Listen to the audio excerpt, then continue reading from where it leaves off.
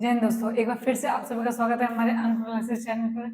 तो जैसा कि अभी तक हिंदी की प्रैक्टिस रेट हमारी चली, आज हमारा जो स्टार्ट होने वाला है यूपीएसआई का बैच, जो हिंदी जो बेसिक से एडवांस तक पढ़ाएंगे। तो आज हमारी हिंदी की पहली क्लास हुई है। हालांकि अभी दरोगा की भर्ती आई नहीं है, तो आने को है, लेकिन अभी कोई डेट या फिर कोई मंथ हो सकता है, 25 का लास्ट भी हो सकता है, क्योंकि इससे पहले हमको 45,000 पुलिस की भर्ती देनी है। वो भी अभी डिसाइड नहीं, जो अभी रिजल्ट नहीं आया 60,244 भर्ती का, तो 45,000 का भी कुछ बोल नहीं सकते हैं।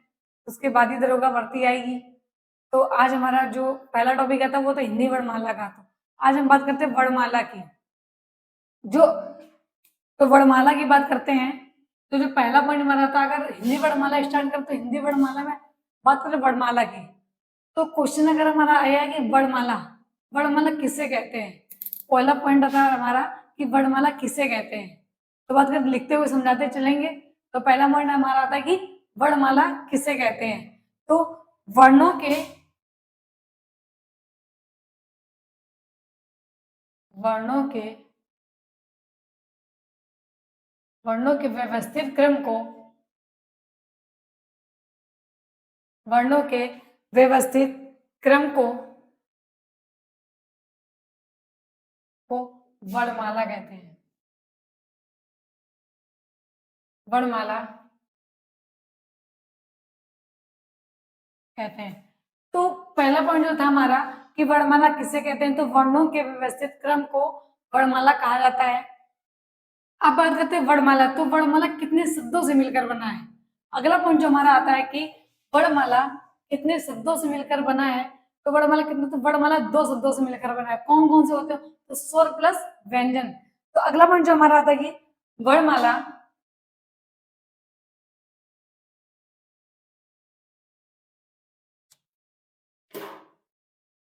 वर्णमाला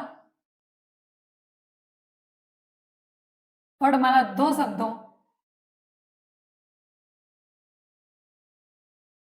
शब्दों से मिलकर बना है। वर्णमाला 2 शब्दों से मिलकर बना है। वो 2 शब्द कौन से हैं, तो वर्णमाला किस 2 शब्दों से मिलकर बना है, वो 2 शब्द कौन से हैं, तो स्वर प्लस व्यंजन। क्या आएगा, तो स्वर आएगा प्लस व्यंजन।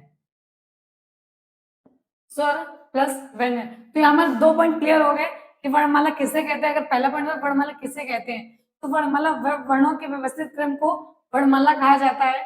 अगला पॉइंट आता है कि वर्णमाला किन 2 शब्दों से मिलकर बना होता है, तो वर्णमाला 2 शब्दों से मिलकर बना होता है। वो 2 शब्द कौन से, तो स्वर प्लस व्यंजन से मिलकर बना होता है। अब बात करते हैं हिंदी भाषा। तो हिंदी भाषा कहाँ से आई है। अगला पॉइंट आता है भाषा।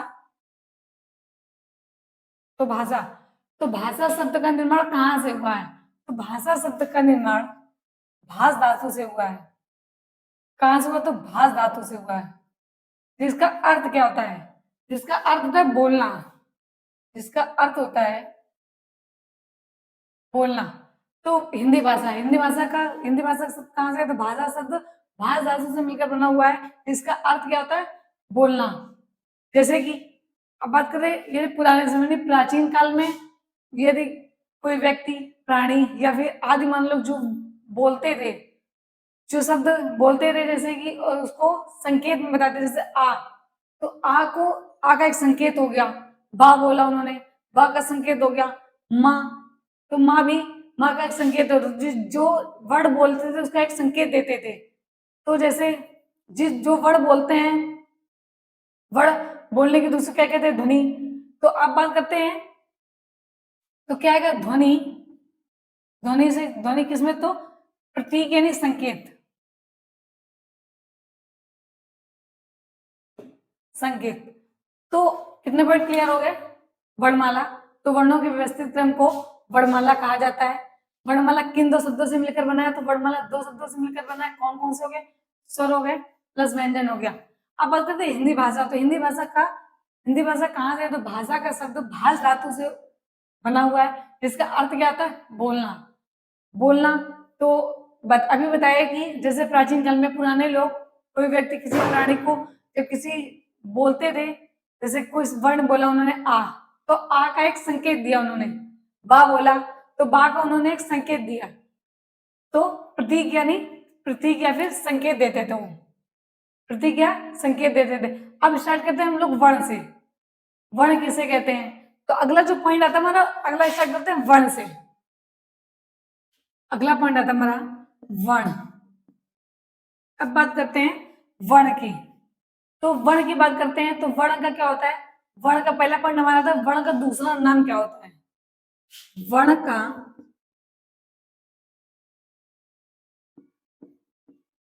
दूसरा नाम। तो वर्ण का दूसरा नाम, तो वर्ण का दूसरा नाम क्या होता है? वर्ण का दूसरा नाम होता है अक्षर। वर्ण का दूसरा नाम क्या होता है? तो वर्ण का दूसरा नाम होता है अक्षर। यहाँ तक क्लियर होगी? वर्ण का अगर दूसरा नाम पूछेगा तो वर्ण का दूसरा नाम अक्षर होता है। अब बात करते हैं अक्षर। तो अक्षर शब्द का अर्थ क्या होता है? अक्षर शब्द का अर्थ, इतना तो हो गया कि वर्ण का दूसरा नाम क्या होता है। तो वर्ण का दूसरा नाम क्या होता है? अक्षर। अब बात करते हैं अशब्द का। तो अक्षर शब्द का अर्थ क्या होता है? अक्षर शब्द का अर्थ होता है हमारा कि जो कभी नष्ट ना हो, जो कभी नष्ट ना हो, या फिर अगर इसे सरल रूप में बोले तो सदा बना रहने वाला। क्या होगा? सदा बना रहने वाला, सदा बना रहने वाला। तो वर्ण का दूसरा नाम अक्षर। अक्षर शब्द का अर्थ क्या होता है?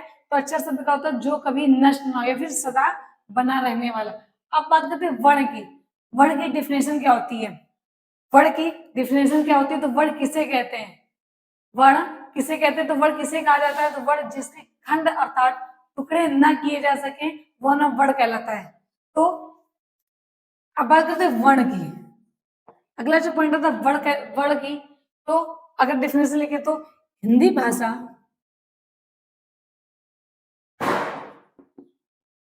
हिंदी भाषा में वर्ण, हिंदी भाषा में वर्ण वह मूल ध्वनि है, वर्ण वह मूल ध्वनि है। हिंदी भाषा में वर्ण वह मूल ध्वनि है जिसका विभाजन,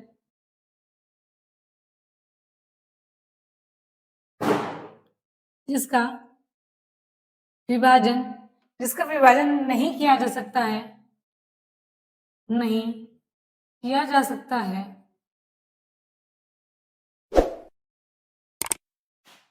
तो हिंदी भाषा में वर्ण वह मूल ध्वनि है जिसका विभाजन नहीं किया जा सकता है, जिसका विभाजन नहीं किया जा सकता।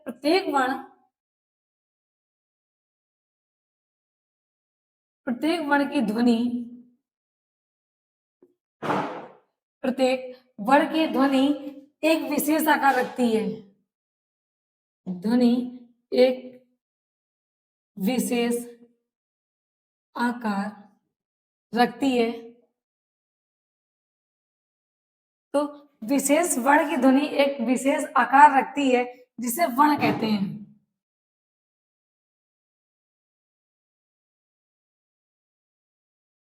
जिसे वर्ण कहते हैं। तो वर्ण का दूसरा नाम क्या होता है? अक्षर। अक्षर शब्द का अर्थ क्या होता है? तो अक्षर शब्द का अर्थ होता है हमारा अनासमान। अगर इसको बोलेंगे तो क्या बोलेंगे? अनासमान, अनासमान, अनासमान। तो अक्षर शब्द का अर्थ क्या होता है? अनासमान। अनासमान का अर्थ क्या होगा? अनासमान का अर्थ होगा जो कभी नष्ट ना हो या फिर सदा बना रहने वाले को क्या बोलते हैं? अनासमान, जो कि अक्षर शब्द का अर्थ होगा। अब बात करते हैं वर्ण की। तो वर्ण, वर्ण किसे कहते हैं? हिंदी भाषा में वर्ण वह मूल ध्वनि है जिसका विभाजन नहीं किया जा सकता है। हिंदी भाषा में वर्ण वह मूल ध्वनि जिसका विभाजन नहीं किया जा सकता है। प्रत्येक वर्ण की ध्वनि एक विशेष आकार रखती है जिसे वर्ण कहते हैं। अगर अपनी भाषा में डिफिनेशन बने इससे भी सरल रूप में, तो दूसरी डिफिनेशन हमारी क्या बनेगी देखते हैं। अथवा तो अगली जो डिफिनेशन बनेगी वो हमारी क्या होगी कि जिसके खंड अर्थात, जिसके खंड अर्थात अर्थात टुकड़े न किए जा सके, टुकड़े न किए जा सके उसे वर्ण कहते हैं, उसे वर्ण कहते हैं, उसे वर्ण कहते हैं। तो अगर अपनी भाषा में कोई भी डिफिनेशन बोलेंगे तो क्या बोलेंगे, जिससे खंड अर्थात टुकड़े ना किए जा सके उसे क्या कहते हैं, उसे वर्ण कहते हैं। तो मैं फिर से अपना रिवीजन कर लेते हैं। तो पहला पॉइंट है हमारा हिंदी वर्णमाला। तो हिंदी वर्णमाला, वर्णमाला किसे कहते हैं, तो वर्णों के व्यवस्थित क्रम को वर्णमाला कहते हैं। वर्णमाला किन दो शब्दों से मिलकर बना होता है, तो वर्णमाला दो शब्दों से मिलकर बनता है। कौन कौन से होते हैं, वो स्वर, पहला होता है स्वर प्लस व्यंजन से। अब बात करते हैं हिंदी भाषा की। तो हिंदी भाषा, भाषा शब्द कहाँ से आया है, तो भाषा शब्द भाष धातु से बना हुआ है, जिसका अर्थ क्या होता है, बोलना। जिसका अर्थ होता है हमारा बोलना, बोलना। तो जैसे कि अभी बताया में कि प्राचीन काल में जो हुआ, जो वो लोग बोलते थे उसका एक विशेष आकार में प्रतीक यानी संकेत देते थे। तो वो, अब बात करते हैं वर्ण की, स्टार्ट करते हैं कहाँ से, वर्ण से। तो वर्ण का दूसरा नाम क्या होता है, वर्ण का दूसरा नाम क्या होता है, तो वर्ण के दूसरे नाम को कहते हैं अक्षर कहते हैं। अक्षर शब्द का क्या अर्थ क्या होता है, तो अक्षर शब्द का अर्थ होता है अनासमान। अक्षर शब्द का अर्थ होता है हमारा अनासमान, अनासमान। अब बात करते हैं अनासमान। अक्षर शब्द का तो अर्थ अनासमान हो गया, ठीक है। जब बात करते हैं अनासमान का अर्थ क्या होता है, तो अनासमान का अर्थ होता है जो कभी नष्ट ना हो या फिर सदा बना रहने वाला, जो कभी नष्ट ना हो या फिर सदा बना रहने वाला। ये तो हो गया जो अक्षर शब्द का अर्थ हो गया अनासमान। अनासमान का अर्थ क्या था, जो कभी नष्ट ना हो फिर सदा बना रहने वाला। अब बात करते हैं वर्ण की। तो वर्ण की परिभाषा क्या कहती है, तो वर्ण की परिभाषा, तो हिंदी भाषा में वर्ण वह मूल ध्वनि है जिसका विभाजन नहीं किया जा सकता है। प्रत्येक वर्ण की ध्वनि एक विशेष आकार रखती है। कोई वर्ण बोलोगे आ तो अलग निकलेगा, आ बड़ा मुंह हो जाता है, ऊ, सबकी अलग अलग ध्वनियां निकलती हैं। तो अब बात करते हैं, अगर ये डेफिनेशन नहीं है तो अगर हम अपने शब्दों में बोले वर्ण की परिभाषा, तो अपने शब्दों में क्या बनेगी, तो जिसके खंड अर्थात टुकड़े न किए जा सके उसे वर्ण कहते हैं। इसके टुकड़े अर्थात खंड न किए जा सके उसे वर्ण कहते हैं। तो आयोग इतना समझ आयोगे तो इतना नोट डाउन कर लीजिए।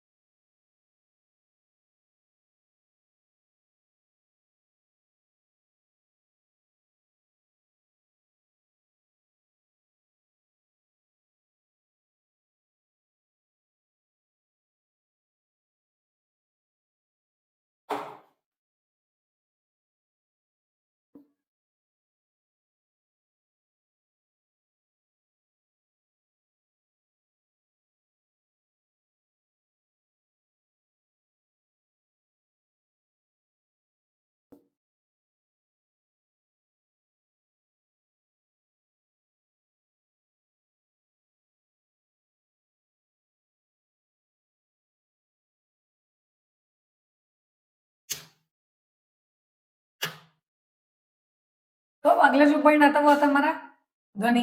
बड़ा हो गया, जिसके टुकड़े अर्थात खंड न किया जाए उसे बड़ा कहते हैं। अब बात करते हैं जो अगला पॉइंट आता है वो आता है हमारा ध्वनि। अब बात करते हैं ध्वनि की। तो ध्वनि किसे कहते हैं, तो ध्वनि किसे कहते हैं, तो प्रत्येक वर्ण में एक निश्चित आवाज को क्या कहते हैं, ध्वनि कहते हैं। तो प्रत्येक वर्ण में एक निश्चित आवाज को ध्वनि कहते हैं। पहले एग्जाम्पल बताया था कि ध्वनि जब लोग बोलते थे तो उसमें एक आकार देते थे किसी भी वर्ण का, जैसे आ का तो उसे संकेत में वो संबोधित किया, प्रतीक ब का, ऐसे माँ का। तो ऐसे बात करते हैं ध्वनि की।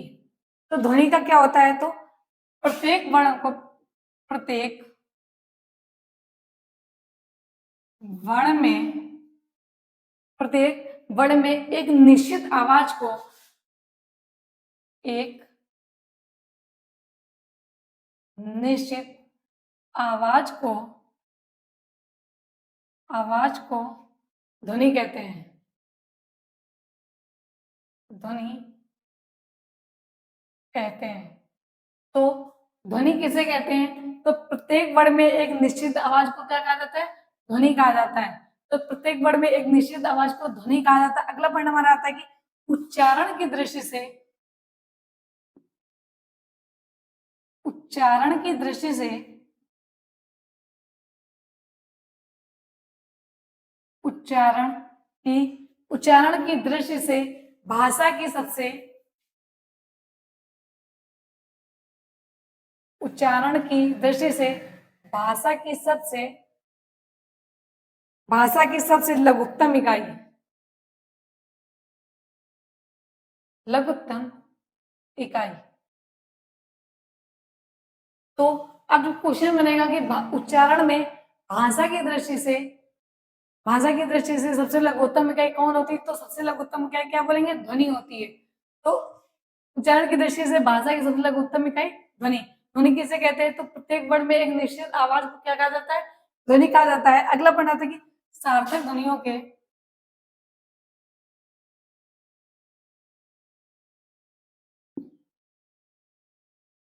सार्थक ध्वनियों के समूह को सार्थक ध्वनियों के समूह को शब्द कहते हैं। शब्द कहते हैं। तो अब बोलेगा कि शब्द किसे कहते हैं? क्वेश्चन आया, पॉइंट आया कि शब्द किसे कहते हैं? तो सार्थक ध्वनियों के समूह को शब्द कहा जाता है। ये भी पॉइंट क्लियर हो गया कि शब्द किसे कहते हैं? तो सार्थक ध्वनियों के समूह को शब्द कहा जाता है। अब बात करते क्रम आता है हमारा, वो क्रम कौन सा है? तो क्रम देखते हैं। क्रम हमारा आता है कि पहले आएगा ध्वनि, ध्वनि से बना वर्ण, वर्ण से बना अक्षर, अक्षर से शब्दांश। तो पहले आया ध्वनि, वर्ण, अक्षर, अक्षर से शब्दांश, शब्दांश से शब्द, शब्द से बनता है पद, पद से बनता है पदबंध, पदबंध फिर बनता है वाक्यांश। तो पहले आया ध्वनि, वर्ण, अक्षर, शब्दांश, शब्द, पद, पदबंध, वाक्यांश। फिर आता है वाक्य, वाक्य से अनुच्छेद, वाक्य से बना अनुच्छेद, अनुच्छेद से बनता है अध्याय, अध्याय से रचना, अध्याय से क्या बनता है? तो अध्याय से बनता है रचना। अब रचना के अंतर्गत क्या क्या आता है? क्रम हमारा क्या था? बात चली थी शब्द की। शब्द किसे कहते हैं? सार्थक ध्वनियों के समूह को शब्द कहते हैं। अशब्द जान लेते तो सबका क्रम जान लेते तो ध्वनि, वर्ण, फिर आया अक्षर, शब्दांश, शब्द, पदबंध, वाक्यांश, वाक्य, अनुच्छेद, अध्याय और रचना। अब बात करें रचना, रचना के अंतर्गत क्या क्या आता है वो देख लेते। तो रचना के अंतर्गत पहला आएगा हमारा ग्रंथ, ग्रंथ, ग्रंथ से बना पुस्तक। तो रचना, ग्रंथ, पुस्तक, फिर काव्य, काव्य से बनता है महाकाव्य। तो काव्य से बना महाकाव्य। ग्रंथ हमारा ध्वनि, वर्ण, अक्षर, शब्दांश, शब्द, फिर पद, पदबंध, वाक्यांश, वाक्य, अनुच्छेद, अध्याय। अध्याय के बाद बात की रचना की। तो रचना के अंतर्गत क्या आता है? तो रचना के अंतर्गत आता है ग्रंथ, ग्रंथ से पुस्तक, फिर काव्य, फिर महाकाव्य। तो इतना नोट डाउन कर लीजिए।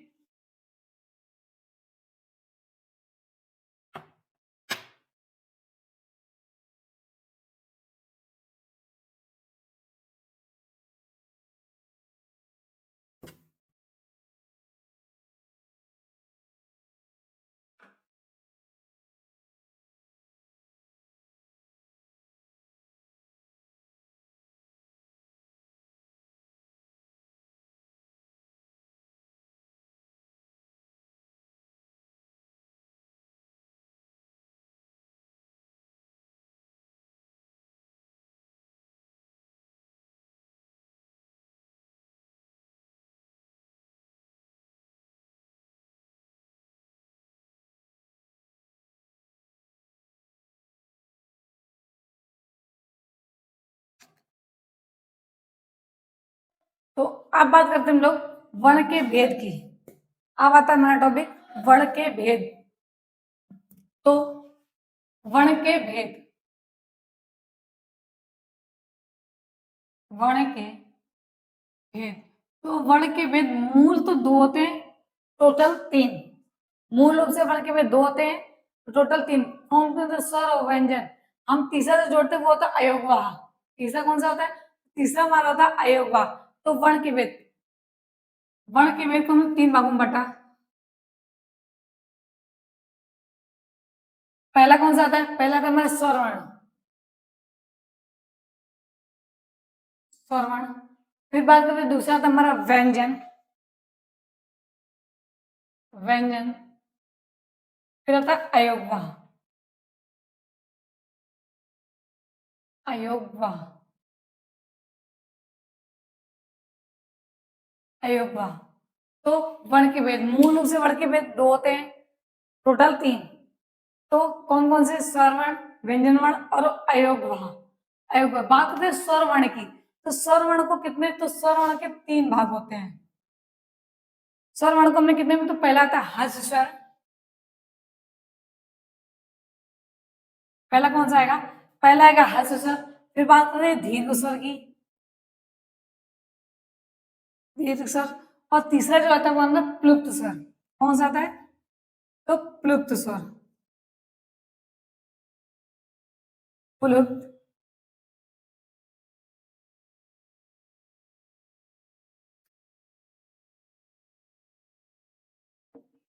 प्लुप्त स्वर। तो वर्ण के भेद, पहला स्वर वर्ण। स्वर वर्ण को कितने भागों में डिफाइन किया? तो तीन में। स्वर वर्ण, सॉरी, हर्ष स्वर, दीर्घ स्वर और प्लुप्त स्वर। अब बात करते हैं व्यंजन वर्ण की। अगला जो आता है वो होता है व्यंजन वर्ण। तो व्यंजन वर्ण की टोटल भाग कितने होते हैं? तीन या फिर पांच। मूल रूप से तीन होते हैं, अगर टोटल पूछेगा तो स्वर व्यंजन वर्ण के पांच भाग होते हैं। वो कौन कौन से पांच होते हैं? तो देखते हैं। पहला हमारा आता है स्पर्श व्यंजन, पहला था स्पर्श, स्पर्श व्यंजन। दूसरा बात करते हैं, दूसरा आता है अंतःस्थ, अंतःस्थ। तीसरा था ऊष्म व्यंजन,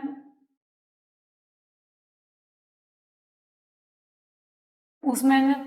तो तीन, स्पर्श व्यंजन, अंतःस्थ व्यंजन और ऊष्म व्यंजन।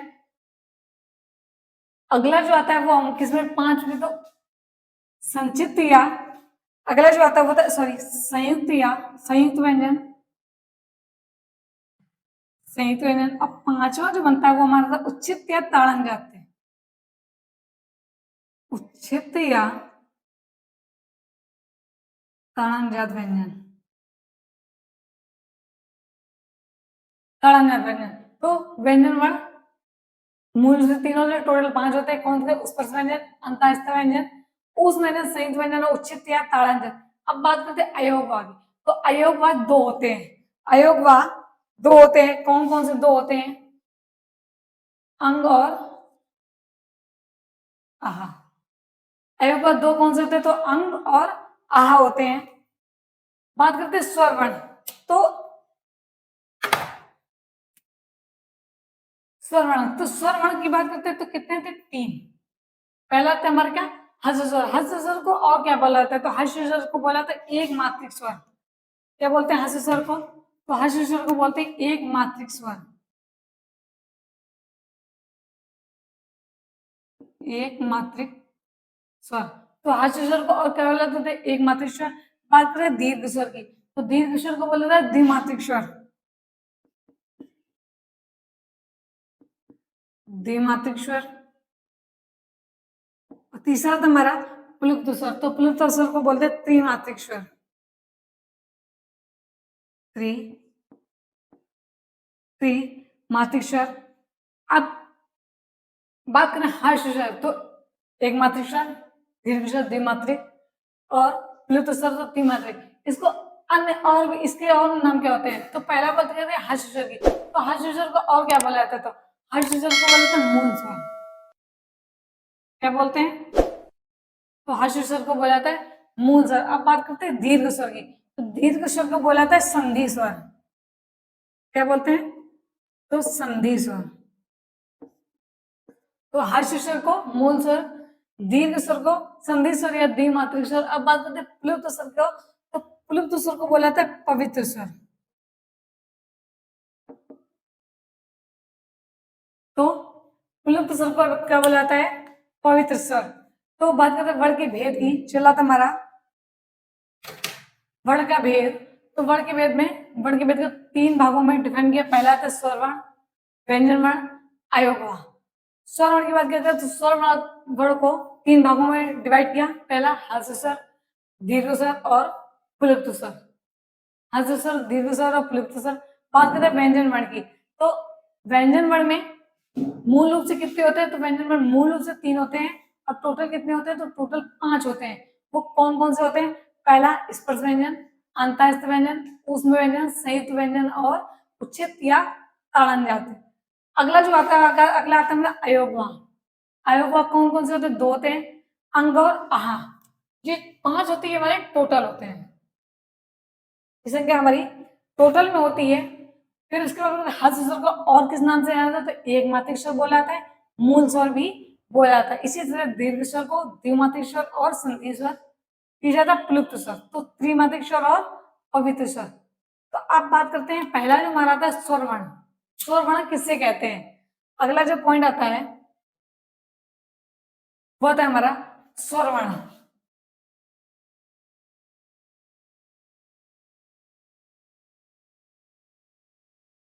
तो स्वर वर्ण किससे कहते हैं?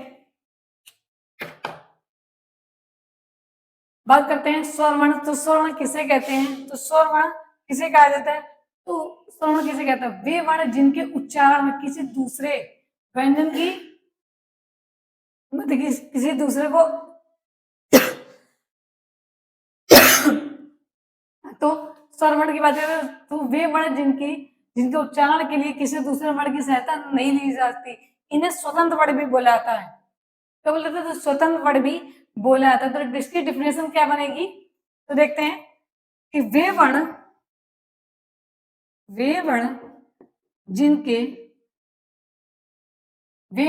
जिनके उच्चारण के लिए वे वर्ण जिनके उच्चारण के लिए किसी दूसरे वर्ण की सहायता, किसी दूसरे वर्ण की आवश्यकता, किसी दूसरे वर्ण की आवश्यकता, किसी दूसरे वर्ण की आवश्यकता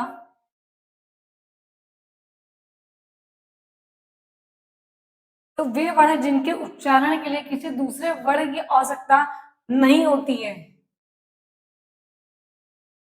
नहीं होती है। तो वे वर्ण जिनके उच्चारण के लिए किसी दूसरे वर्ण की आवश्यकता नहीं होती है वे हमारे स्वर वर्ण कहलाते हैं। तो डिफिनेशन क्लियर होगी कि वे वर्ण जिनके उच्चारण के लिए किसी दूसरे वर्ण की आवश्यकता नहीं होती है वे वर्ण स्वर वर्ण कहलाते हैं। व्यंजन के साथ हमेशा एक स्वर जुड़ा होगा। का है तो का और आधा आ। तो जैसे बात करते हैं अगर व्यंजन की बात करें तो का शब्द स्वर से मिलकर बना होता है। का शब्द स्वर से मिलकर बना होता है। तो इसमें व्यंजन के लिए स्वर की आवश्यकता हुई। इसमें क्या बोला है? वे वर्ण जिनके उच्चारण के लिए किसी दूसरे वर्ण की आवश्यकता नहीं होती, लेकिन व्यंजन में स्वर की आवश्यकता होती है किसी भी वर्ण को लिखने के लिए। तो अगर हम अपनी भाषा में इसी डिफिनेशन को अपने इससे भी सरल रूप में बोले तो क्या होगी? अगर हम इससे भी सरल रूप में बोले तो अगर दूसरी लिखेंगे तो या जिन वर्णों के उच्चारण में या फिर जिन वर्णों का उच्चारण जिन वर्णों का उच्चारण जिन वर्णों का उच्चारण स्वतंत्रता पूर्वक किया जाता है, स्वतंत्रता पूर्वक किया जाता है। तो जिन वर्णों का उच्चारण स्वतंत्रता पूर्वक किया जाता है या फिर स्वतंत्र रूप से बोले जाने वाले, अगली क्या बनेगी? स्वतंत्र रूप से बोले जाने वाले वर्ण, स्वतंत्र रूप से बोले जाने वाले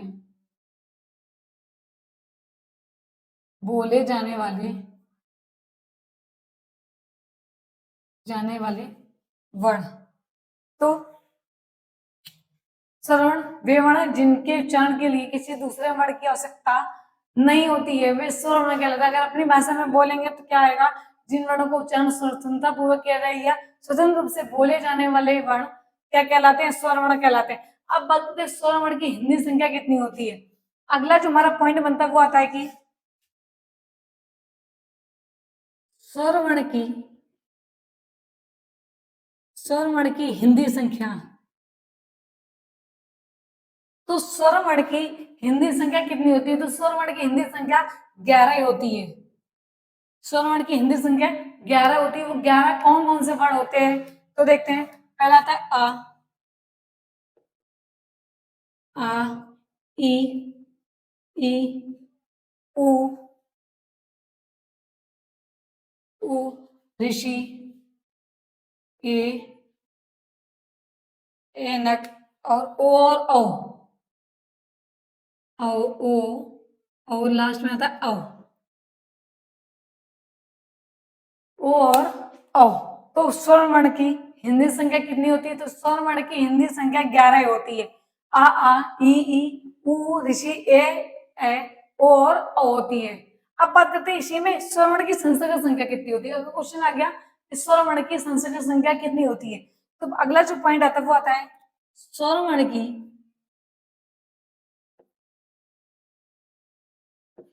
वर्ण की संस्कृत संख्या।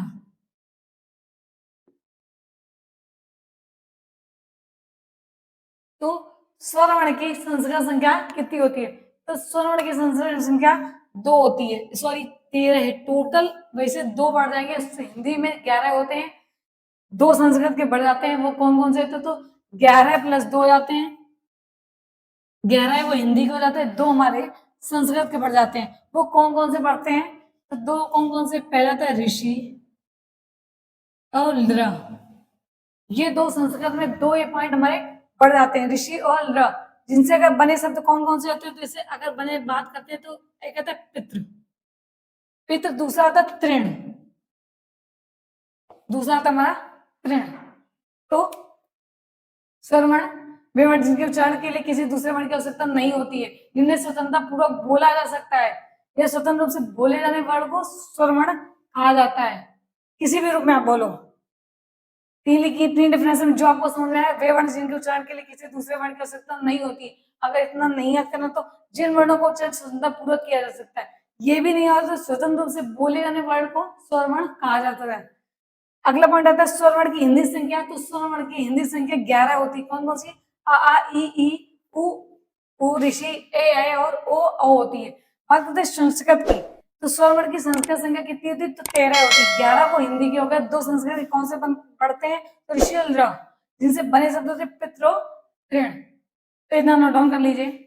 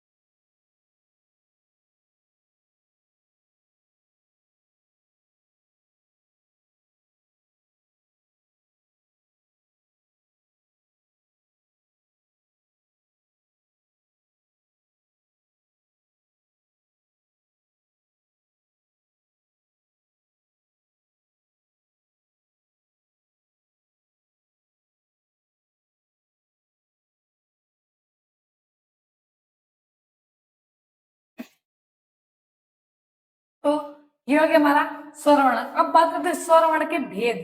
अगला जो पॉइंट आता है वो हमारा आता है स्वर वर्ण के भेद।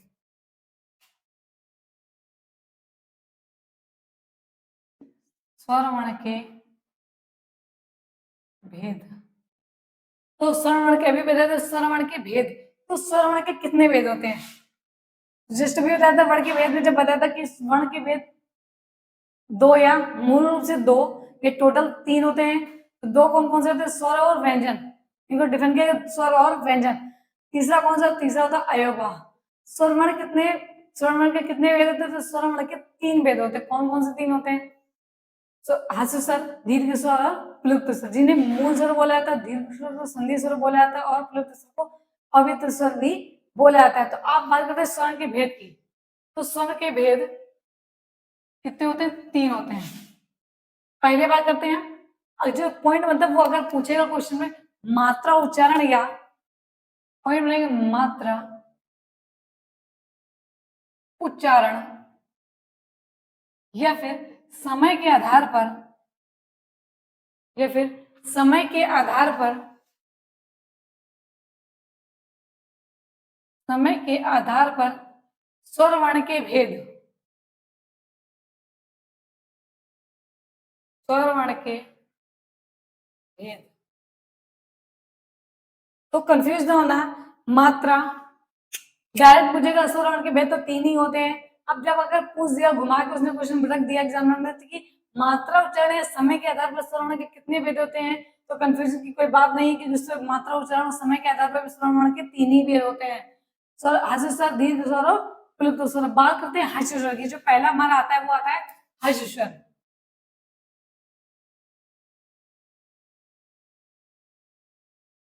बात करते हैं ह्रस्व स्वर की। तो ह्रस्व स्वर को और क्या बनता है? तो ह्रस्व स्वर को पहला पॉइंट बनता है एक मात्रिक स्वर बोला जाता है, एक मात्रिक स्वर, एक मात्रिक स्वर या फिर मूल स्वर। अगला पॉइंट क्या आता है? मूल स्वर। तो ह्रस्व स्वर, ह्रस्व स्वर को एक मात्रिक स्वर बोला जाता है और मूल स्वर बोला जाता है। अगला पॉइंट आता है हमारा क्या, कि जिनके उच्चारण में, जिनके उच्चारण में, जिनके उच्चारण में एक मात्रा, एक एक मात्रा का, जिनके उच्चारण में एक मात्रा का समय हो, एक मात्रा का समय हो, उसे क्या कहते हैं? ह्रस्व स्वर कहा जाता है। तो ह्रस्व स्वर इसे एक मात्रिक स्वर बोलते हैं। तो और मूल स्वर भी बोला, तो इसके डिफरेंस इसके उच्चारण, जिनके उच्चारण में एक मात्रा का समय हो उसे ह्रस्व स्वर बोला जाता है। अब बात करते हैं, अगला आता है हमारा, तो ह्रस्व स्वर एक मात्रिक स्वर, मूल स्वर, जिनके उच्चारण में एक मात्रा का समय हो उसे ह्रस्व स्वर बोला जाता है। अब बात करते हैं ह्रस्व स्वर की संख्या कितनी होती है। अगला जो पॉइंट बनता है हमारा, वो अगला पॉइंट हमारा क्या आता है कि ह्रस्व स्वर,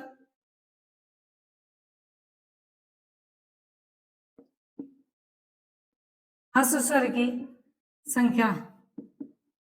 तो ह्रस्व स्वर कितने होते हैं? तो ह्रस्व स्वर की संख्या 4 होती है, 4 होती है। वो कौन कौन से ह्रस्व स्वर होते हैं? पहला था हमारा आ,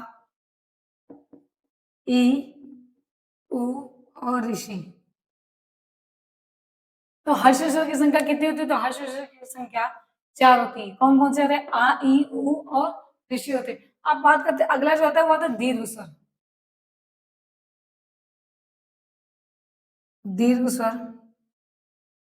तो दीर्घ स्वर, दीर्घ स्वर को और को क्या बोला जाता है? तो पहला तो पॉइंट आता है कि द्विमात्रिक स्वर, द्विमात्रिक स्वर या फिर संधि स्वर, संधि स्वर। तो दीर्घ स्वर को द्विमात्रिक स्वर या फिर संधि स्वर। अब बात करते हैं दीर्घ स्वर को और भी कुछ बोला जाता है क्या? तो इन्हें बड़े स्वर भी बोला जाता है। क्या कहते हैं? बड़े स्वर, बड़े स्वर। और ह्रस्व स्वर को, तो ह्रस्व स्वर को लघु स्वर भी बोला जाता है, लघु स्वर। ह्रस्व स्वर को लघु स्वर भी बोला जाता है, मूल स्वर और एक मात्रिक स्वर। बात करते हैं दीर्घ स्वर, तो दीर्घ स्वर द्विमात्रिक स्वर और संधि स्वर। और अगर बोले तो बड़े स्वर, बड़े स्वर भी द्विमात्रिक स्वर, सॉरी दीर्घ स्वर को बड़े स्वर भी बोला जाता है। अब बात करते हैं इसकी डिफिनेशन की, तो इनमें आता है इनके उच्चारण में, इनके उच्चारण में दो मात्रा का, यानी कि मात्रा का दूना समय लगता है। इनके उच्चारण में मात्रा का दूना समय, दूना समय लगने के कारण, समय लगने के कारण के कारण इन्हें द्विमात्रिक स्वर कहा जाता है। के कारण इन्हें द्विमात्रिक स्वर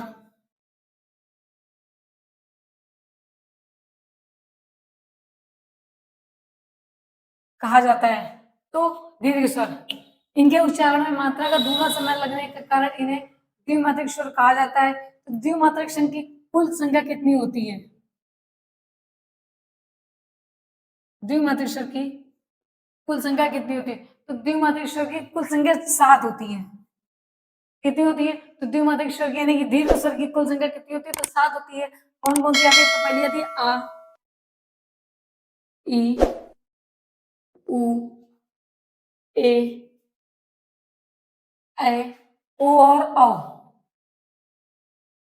ओ और औ।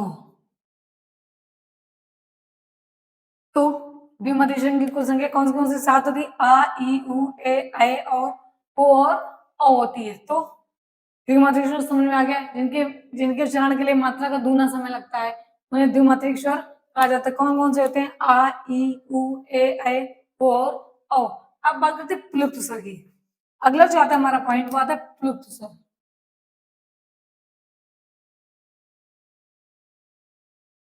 प्लुप्त स्वर, तो प्लुप्त स्वर को क्या कहा जाता है? तो प्लुप्त स्वर को त्रिमात्रिक स्वर,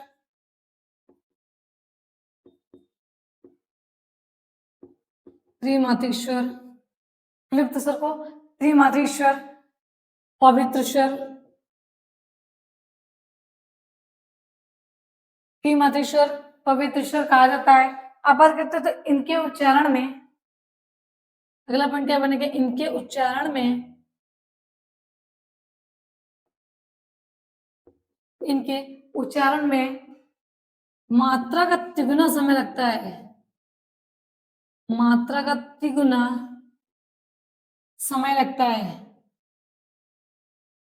इनके उच्चारण में मात्रा का तिगुना समय लगता है। तो इनके उच्चारण में मात्रा का तिगुना समय लगता है। अगला पॉइंट जो हमारा मेन आता है वो हमारा पॉइंट क्या आता है कि स्वर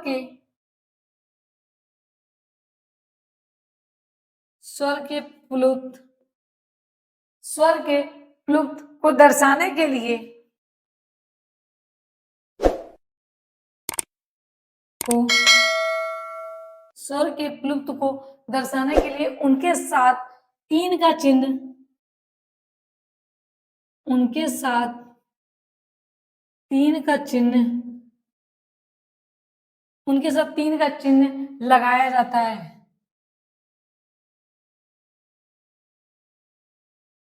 उनके साथ तीन का चिन्ह लगाया जाता है।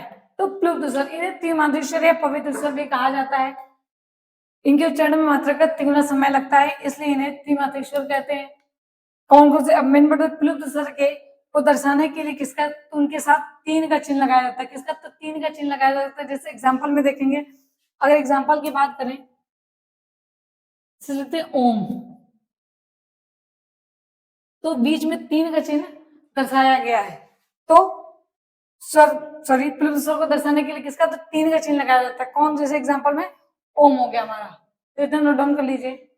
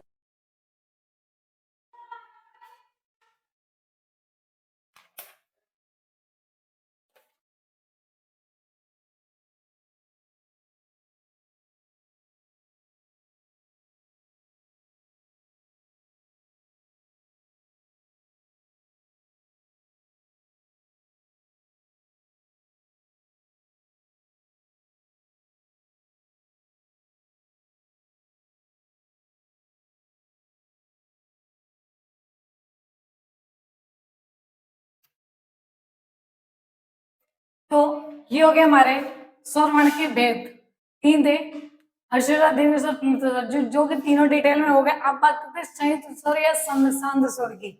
अगला जो पॉइंट आता है वो हमारा था संयुक्त स्वर।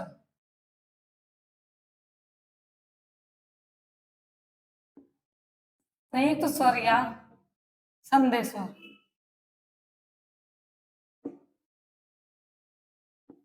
तो संयुक्त स्वर या संध स्वर, तो संयुक्त स्वर या संध स्वर ये कौन कौन से होते हैं, पहले तो जान लेते हैं। संयुक्त स्वर या संयुक्त स्वर या संध स्वर कौन कौन से होते हैं, तो ये इनकी संख्या 4 होती है। कौन कौन सी 4 होती है, तो ए, ऐ, ओ और औ होते हैं। कौन कौन से होते हैं, तो ए, ऐ, ओ और औ, ये होते हैं हमारे संयुक्त स्वर, जिनकी संख्या 4 होती है। कौन कौन सी, ए, ऐ, ओ और औ। अब बात करते हैं इनकी डिफिनेशन की। तो अगला जो पॉइंट आता है वो हमारा आता है कि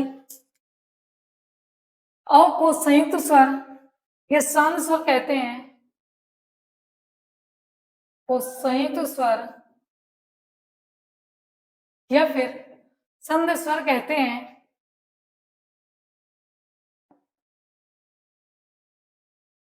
संध स्वर कहते हैं, तो ए, ए, ओ और औ को संयुक्त स्वर या संध स्वर कहते हैं, क्योंकि एक ही शब्द के, क्योंकि एक ही शब्द के, क्योंकि एक ही शब्द के, एक ही शब्द के अंदर, क्योंकि इन्हें क्यों संयुक्त स्वर या संध स्वर कहा जाता है, क्योंकि एक ही शब्द के अंदर दो आसन्न, दो आसन्न स्वर ध्वनिया को संयोग होता है। दो आसन्न स्वर ध्वनियों का, स्वर ध्वनियों का संयोग होता है, संयोग होता है।